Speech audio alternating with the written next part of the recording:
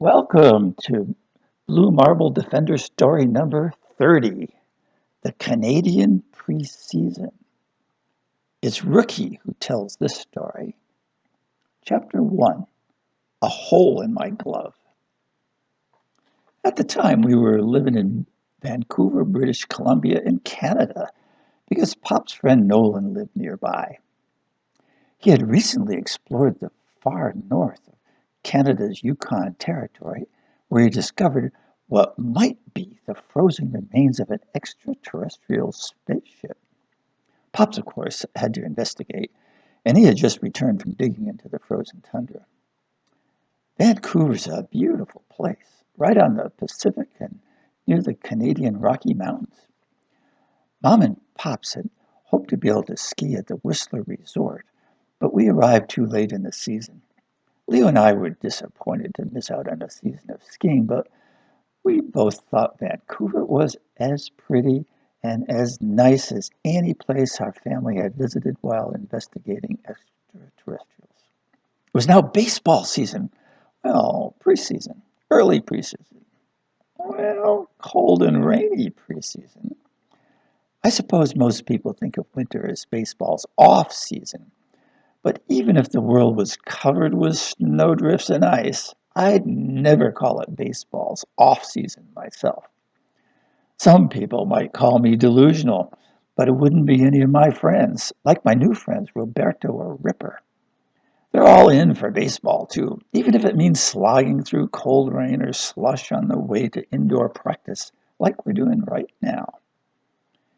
Lots of people think what we do sounds boring. I understand why they might think that, because practice means doing the same thing over and over and over again, like fielding ground balls. To people who don't play baseball, one grounder is just like another. You bend, scoop it up, and throw it to first or whatever base. But if you're an infielder, you know ground balls might start out looking similar, but they arrive at different speeds. They bound high or they stay low and cut the grass. They move differently when they hit a pebble or they spin because of the way the bat made contact. And, of course, when a ground ball comes at you, the game situation is always unique and your head's in a different place. Like, are runners on or not? Can you get a force at some base or not? Are you ahead or behind? You may think you know where to throw when you field the ball, but the situation can change in a split second, like, if a runner stumbles or if one of your teammates is out of position. So this means you have to get the grounder, the line drive, or the pop-up into your glove without thinking about it, because thinking can chew up time and generate the stress that fouls up plays. And that's why we practice fielding grounders. Same for throwing. When the three of us opened the door to the field house, Pops was already there with a basket of baseballs, a couple of bats, and a couple of bases set up the standard 60 feet apart. The three of us rotated between shortstop, second base, and first as Pops pounded grounders. He hit them all. Normal speed balls to your left or to your right. Slow rollers you had to charge. Grass cutters, high bounders, screeching line drives, and the occasional Texas League fly just out of reach. He changed situations, putting fake runners on base, setting different numbers of outs, and any new situation he could dream up. One rule he had was if you missed a ball, he hit more towards you until you reached 3 in a row. When we first started, I missed a whole string of balls. Yeah, I hate to admit it. 4 in a row. Sounds impossible, but it happened. The first one was a slow roller. I charged it but didn't secure it in my web. It dropped and I had to scramble to get it. Then he hit one to my left and it bounced right over my outstretched glove. Then a bad bounce hit me in the chest. And then the worst, one bounced between my arms and right through my legs. Roberto smirked. You gotta patch that hole in your glove, Rook. Well, Pops ran us ragged and then took pity on us, sort of. He made us run 5 times around the interior of the field house, sprinting at full speed on the long sides, and he let us cruise on the short sides. When we were done, he made us sit in the dirt for a skull session. His theme for today was teamwork and the importance of versatility. It went something like this. Think of what's good for the team. Sure, you can't not think of yourself, guys. After all, you're the guy with the bat in his hand or with a fly ball coming down. But always be conscious of what's good for the team. Suppose you've wanted to play third base all your life. Well, practice at third. Get good. Become the best. Tell your coach you'd like to try it. But you have the obligation to the team to become versatile. So if the coach and the team need you to play another position, you can handle it. Chapter 2, A Surprise Encounter. A Red Sox coach contacted us the next day and told us to meet at the baseball diamond near the school on Saturday at 1 o'clock. She said players from our rivals, the Bears, would also be there, along with a collection of kids from other teams. They'd be joining us and we'd practice together before playing a pickup game. I was so wound up the next few days I couldn't stand it. And when Saturday finally arrived, the sun was out, and although it was still the end of February, I woke up to a perfect piece of baseball weather. Pops offered to give us pre-practice warm-up. So we made sandwiches, and Roberto, Ripper, and I convinced a gang of friends to come and join us at 11 o'clock in the morning. A dozen kids were already there when we three ran onto the field, and while Pops and Leo were unpacking our gear, even more streamed in. A few spectators already sat in chairs behind the team benches, and a few kids were running up and down the bleachers. Wow, Pop said. I didn't know you had so many friends. Let's get at it. Well, Leo set up to pitch batting practice from the mound for about 10 players, and Pops took the other 10 or so to the far side of the field for fly ball practice. He started easy on us with lazy fly balls and occasionally a line drive or a grounder, but then he said, You're probably thinking you've had all the practice you'll ever need. He pointed at Ripper, who was the closest to him out of the rest of us, and said, Let's see if that's true. There was a single cloud in the sky, and it happened to be right over us. When Pops hit the first ball, it went out of sight against the cloud, and none of us could see it peak. I was relieved to not be Pop's first victim when we saw it finally re-enter the atmosphere and land about 10 meters from poor Ripper. Pops waved and said, Oops, guess I overdid that one. And he whacked another that Ripper's radar could follow, and Ripper snagged it. Pops rotated us each through the torture and proved to us we all needed to practice more. I was able to snag the first two Pops hit me, and he asked if I wanted a moonshot like he'd hit Ripper. Well, to tell you the truth, I really did not. But hey, I put on bravado and I said, Hey, go ahead, get away. Well, that was a mistake. What followed was so scary. At first, I had no idea if the ball was still rising or was on its way down. When it clearly started falling, it came down like a rocket. It moved left, right, front, back. And I danced around trying to follow it. Finally, I could tell where it was really going to land, but it was coming super fast, and I was still 2 meters away when it hit the ground. Whew. Some things you can only learn by experiencing them. And a few things you need to be experienced over and over before you master them. But that moonshot had been scary, and I told Pops I'd like the next one to just be, a normal outfield fly.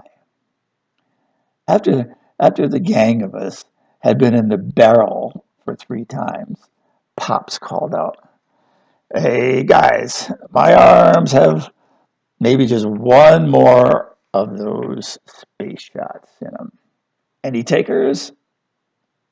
Hey, look, it applies to me and everybody else. We either looked at the ground or shook our heads, and when Pops tilted his head and held out his hand, a new kid I couldn't remember ever seeing before yelled, Yeah, sure, give me your best shot, please. You're kind of a polite guy. I have no idea where Pops gets his fantastic power, but this time He sent one up with a crack that could have lifted the space shuttle. We all watched the ball until it was truly out of sight, and then I focused my attention on the new kid. I pitied him, but actually I hoped the ball didn't rocket down on his head. When it had been my turn, I had run this way and that, trying to judge where the ball was going and trying to figure out where it might curve next. But this kid seemed to lock onto it.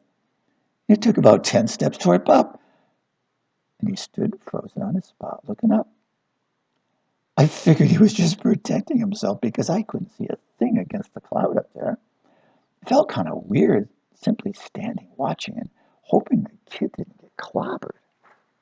Then the kid leaned forward at the waist. He put his glove behind the lower part of his back, and he held the other hand under it. Plop! He caught the ball smack in the center of the glove's pocket. I never saw such a thing. The rest of us looked at each other in disbelief. And Pop said, "Bravo!" And he patted the kid on the back. Then Leo yelled it was time to switch, and we outfielders rushed over to the diamond. Roberto arrived first and grabbed a bat, and Ripper stood and sat in the on-deck circle. The rest of us took up positions to field the practice hits. Leo waved to a couple of kids who were watching with the spectators and told them they could bat later if they went out in the field and fielded first. He told us all we'd each get a dozen swings. Roberto took his cuts and he nailed a solid handful. I'd set myself up at shortstop and made a leaping catch at one of them that brought a few catcalls about being a showboat. I didn't mind that, actually. When he was done and Roberto ran to the field, I took his place on deck. We passed as he headed for shortstop, and he called out, "Try that new bat with a ring on the outside. It felt better than any bat I ever swung." I could have grabbed it right away, but I saw that Ripper already had it in his hand. When Leo threw his first pitch, Ripper tagged a line drive over the third baseman's head. Nice hit, but the best thing about it was the sound the bat made. Pow! Pow! It might have been from a high-powered rifle like a big game hunter would use. Ripper nailed quite a few solid hits, more than I'd ever seen him do. So I was juiced when he finished and handed me the bat as he walked from the batter's box. Well, hey, the bat looked nice, and the ring was kind of a classy touch, but otherwise, there was nothing really remarkable about it. I grabbed it tightly with both hands and smacked it on the plate. Then I heard, "Nice grip, but no need to try to break the plate. You'll get some good hits." I didn't see anybody around who could have said that, but had no time to think because Leo was already winding up. Hey, what a good brother. His first pitch was one of the juiciest meatballs I ever saw. I bent my right leg, dug in my cleats, and probably dipped my right shoulder, even though I knew I shouldn't. The ball came in between my waist and my knees, and it was on the inside of the plate, and my swing was at max torque when I made contact. Pow! The sound was far louder to my ears than Ripper had made when he made contact. Well, that ball didn't go as high as the ones Pops had been hammering, but it went high, and it went long, longer than any ball I'd ever hit. I was hoping it would never come down, but I was glad to see it hit the ground between Pops and the fielders and Pops. They watched it bound away to the weeds behind them. Pops turned and gave me a salute, and a couple of the Red Sox fielders called out, "Nice hit, Rook." Leo gave me a thumbs up, but as he was winding up, I heard, "Not bad for a beginner." I was totally flummoxed, and even though Leo threw a nice fastball, I missed it by a mile. I stuck my hand into the air to make Leo hold up, and I turned away from the plate. Was I hearing things? Were some inner voices of my own playing out in my head or out in the open air? I looked down at the bat. Two small eyes looked back at me in a smiling mouth, and it said, "Stick with me and keep swinging. I'll explain later." Well, all right, we continued. I went back and Leo threw again. And hey, I had two other prodigious pokes, not quite equal to the first, but I'd rate them as part of my all-time top 10. When my turn was over, the next up already had a bat in his hand, so I didn't offer him mine and walked over to the edge of the field. The bat talked again. Hey, mister, do you want me to become a ball? I could fly beyond everybody here, no matter what bat you use. I could go around the whole planet if you want. Hey, I don't need to tell you, talking bat, come on. My head was spinning at the idea of talking to a baseball bat when a woman separated from a group of spectators and walked toward me. I was so confused. I held the barrel of the bat in front of my face and looked for the eyes and mouth I'd seen before, but there was nothing unusual at all about it. Had I been hallucinating? Hey, look, maybe I was becoming too intense about baseball, just like Leo had warned me a few days ago.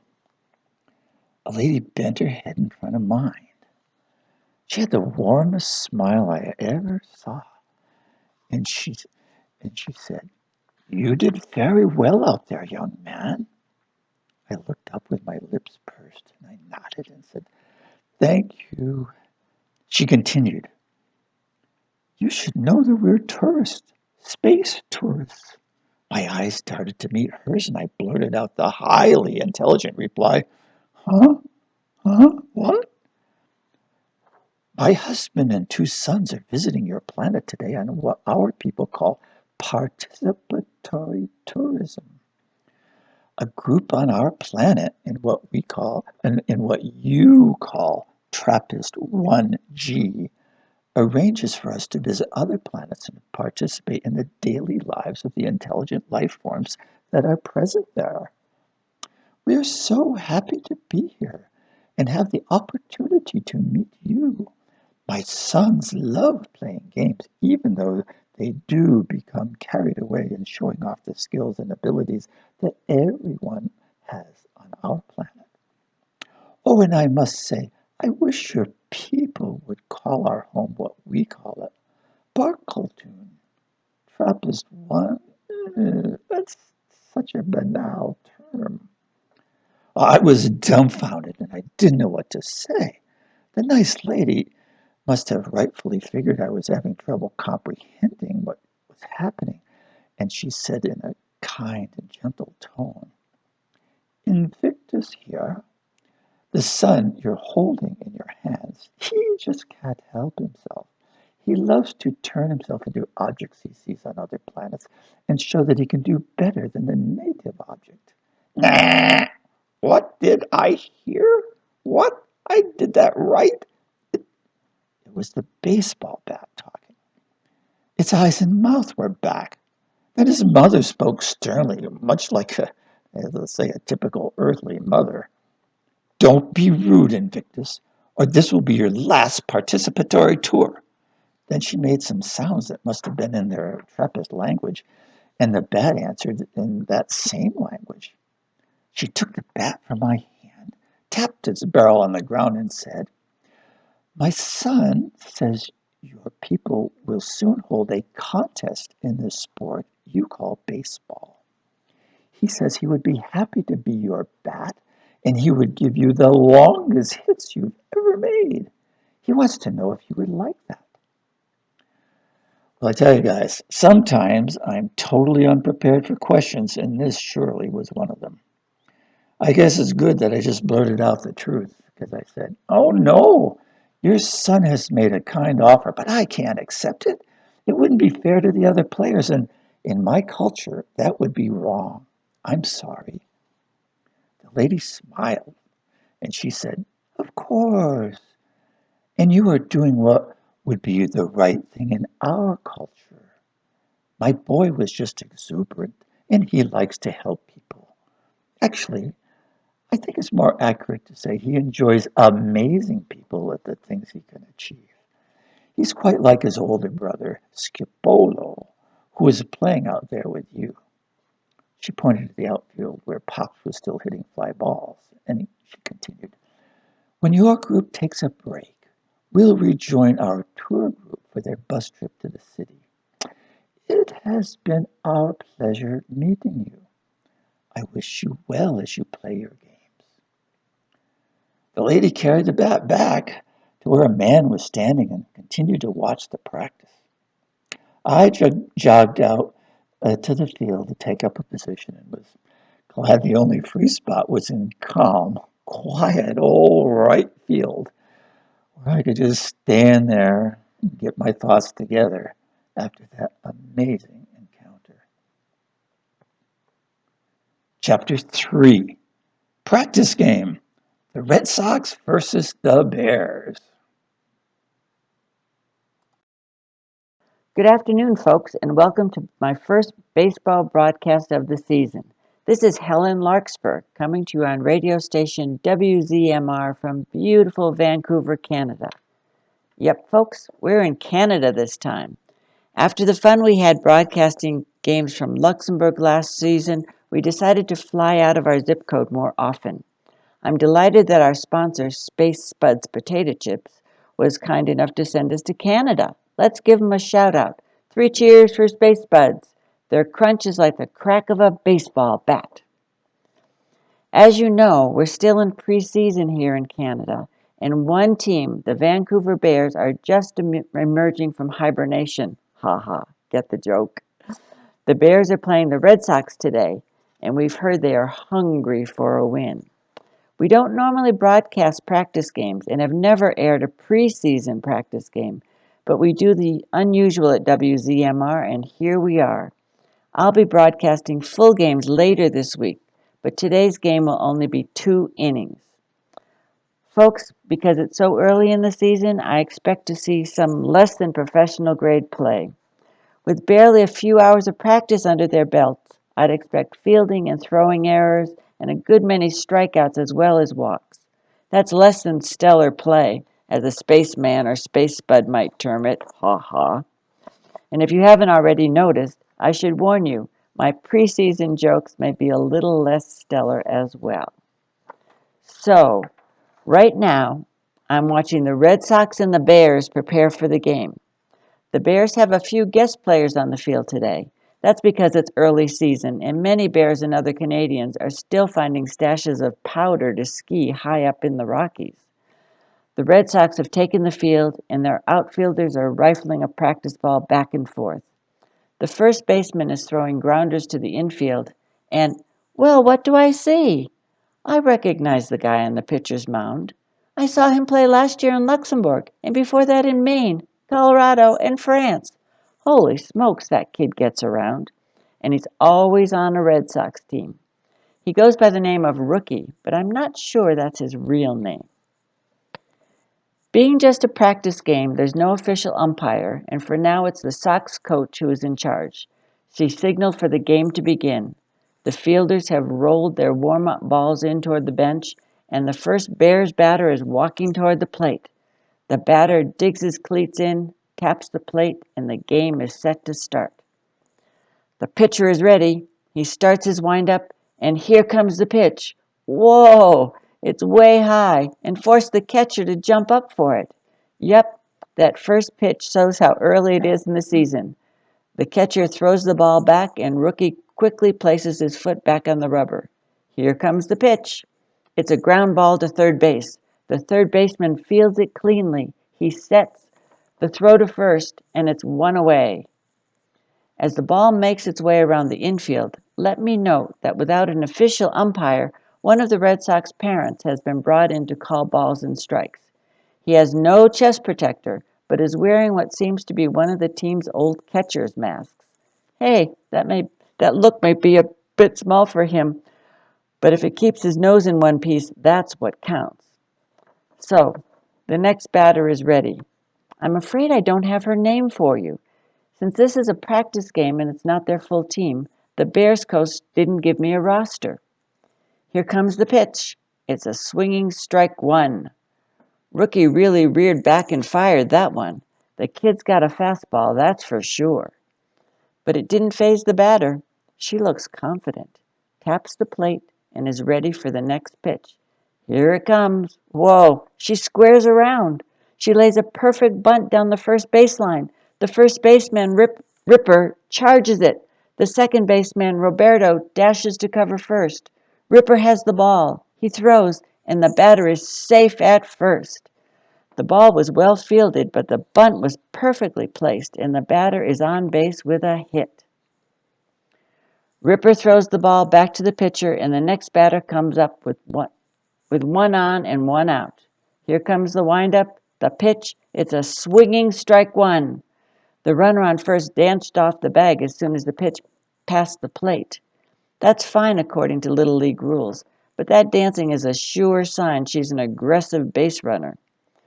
Okay, the next pitch is coming in, and it's another swinging strike. This batter is anxious to smack that ball.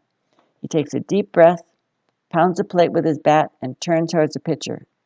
His bat's back. The pitcher is in his windup. He delivers, and it's a little pop-up out toward third base.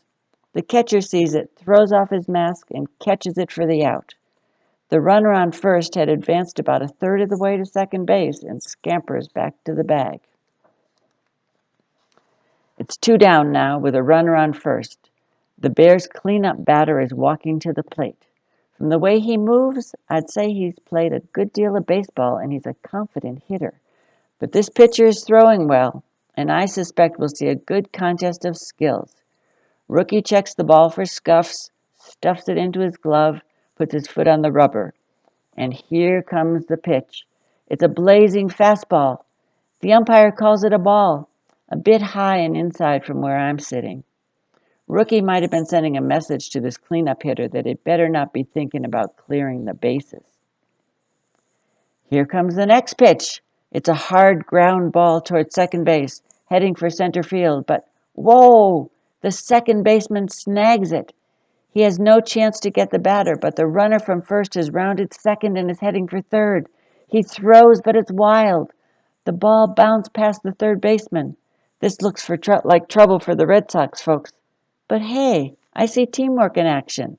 The pitcher has backed up the third baseman. He fakes a throw to third, forcing the lead runner back, but the batter has rounded first and is heading for second. The pitcher fires to second. It's a long throw and it'll be close, but it's on the money. The runner slides. The second baseman lays down the tag. The runner is out. The inning's over. Wow.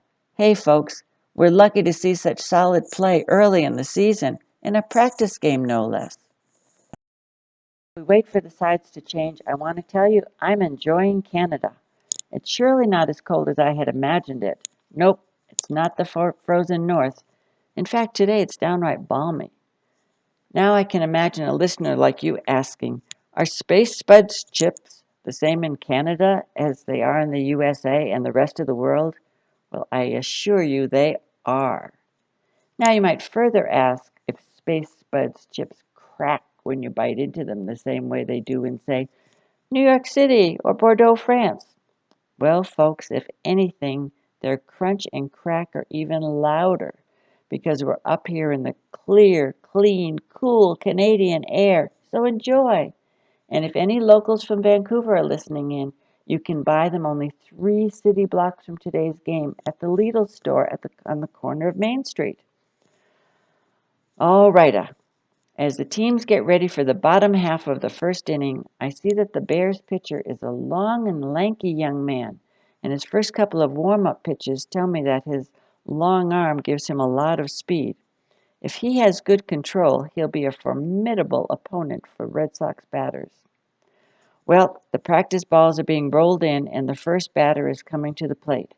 It's the first baseman, the young man called Ripper. I hope he's not Jack the Ripper. Ha ha. Now, dear listeners, don't say I didn't warn you that my Jacks are in preseason tryout mode too. Anyhow, Ripper's dug in and waiting patiently as the pitcher settles onto the rubber. It's the windup, the pitch, and it's a high, hard one, but this one's so high it sails all the way to the backstop without a bounce. Well, that shows us the pitcher's state of mind. He wants a success on his first mini game of the season, and he's willing to give it his all. He'll have to settle down to achieve it, though. Ripper is ready. Here comes the pitch. He hits a chopper, a high-bounding ball toward the shortstop. Whoa! The third baseman charges in front, snags it on a high bunt, and throws to first while he's on the run. The batter is out. What a play! What a play! Folks, that girl is going places. She's the one who placed that perfect bunt in the top half of the inning. She could play in any league. I'll make it a point to get her name from the Bears coach after the game and save it in my notebook. She's going places. Okay, we're in the bottom of the first now with one out and nobody on. The next Red Sox batter is Roberto, the second baseman. He's eyeing the pitcher as he walks to the plate. Now he's settling into the batter's box. The pitcher gives him a hard stare, winds up, throws, and Roberto cracks the first pitch between short and third. A sweet low line drive. He rounds first, but the left fielder quickly came up with the ball, and Roberto gives up any idea he might have had of stretching his single into a double. So it's one on and one out.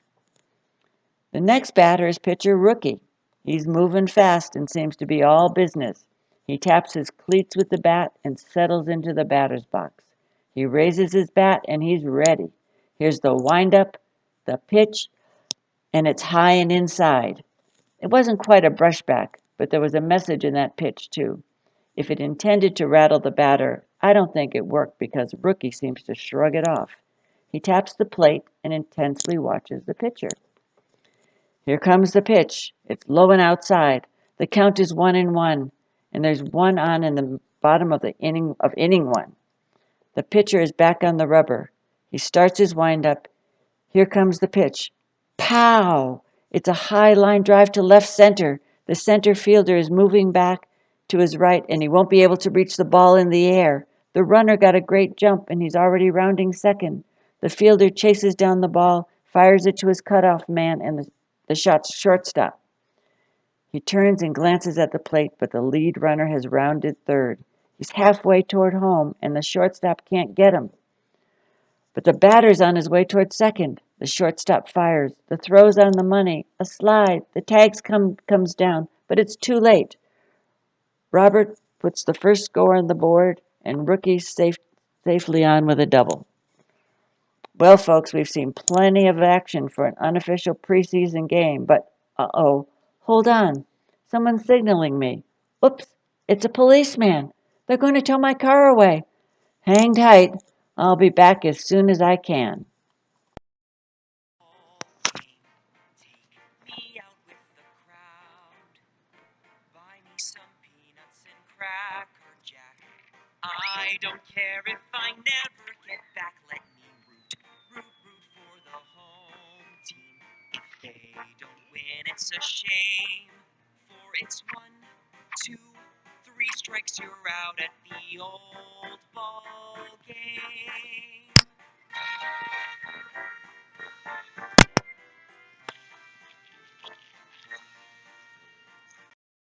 I'm back. Sorry to leave you in suspense about the game. I'm afraid I didn't understand Canadian parking conventions. And boy, until now, I didn't fully appreciate how nice Canadian people are. The local police were so polite and kind. I'm sure I would have had a parking ticket in so many other places. So, where does the game stand, you might ask? Well, unfortunately for the Red Sox, you didn't miss much. After that double drove in Roberto for a run, the next two batters struck out, ending the inning. We're just now starting the top of the second inning.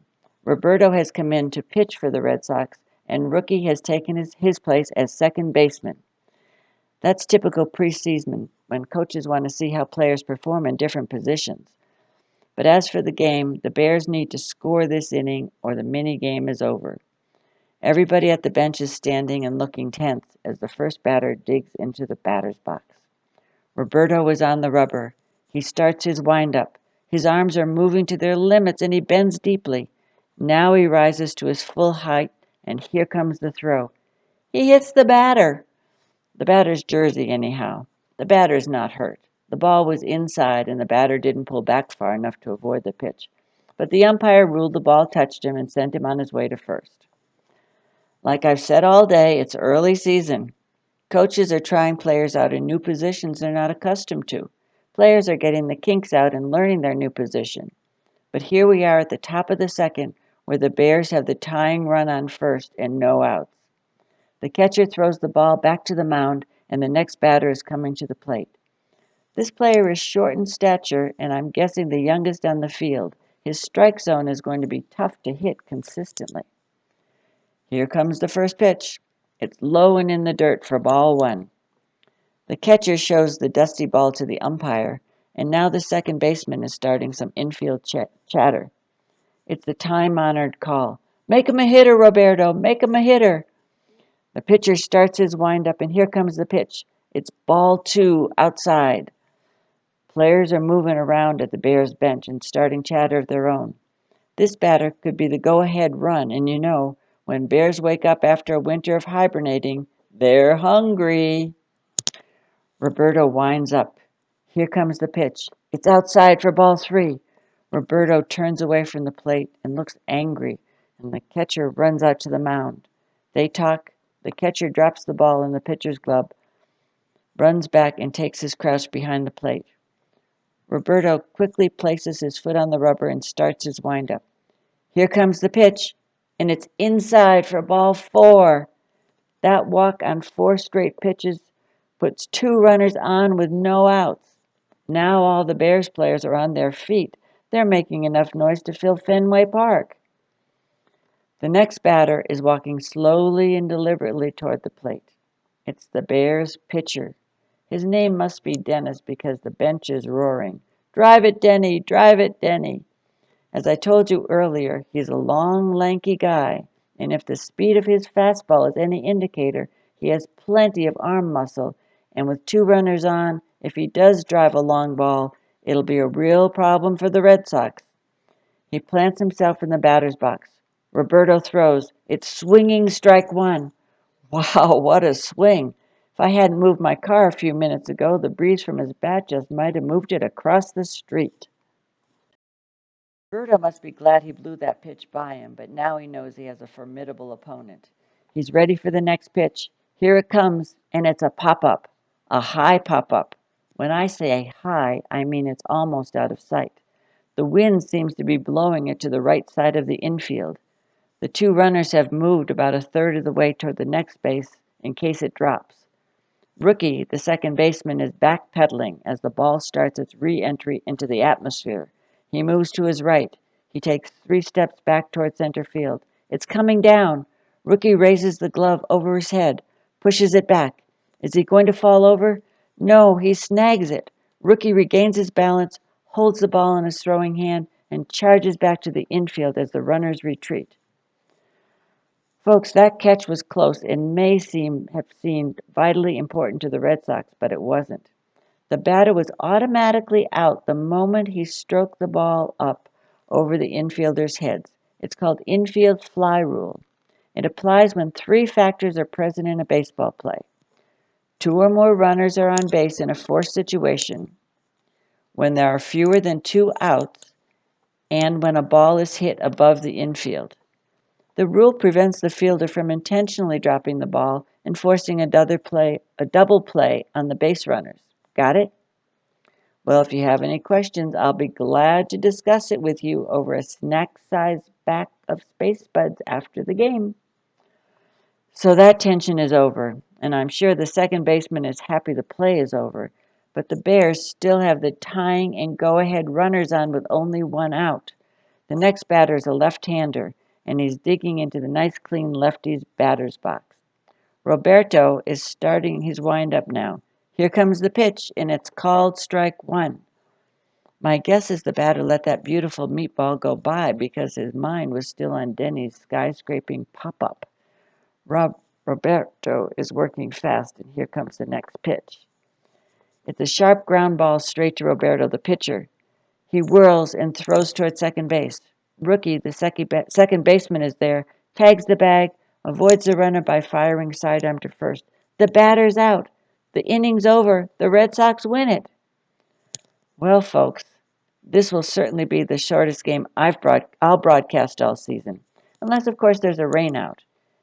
It was short, but it certainly was an exciting one, and we saw some quality play out there. This Vancouver Red Sox team acquitted themselves well, especially that Triple R gang, Rookie, Roberto, and Ripper. I'm sure we'll be hearing again from them.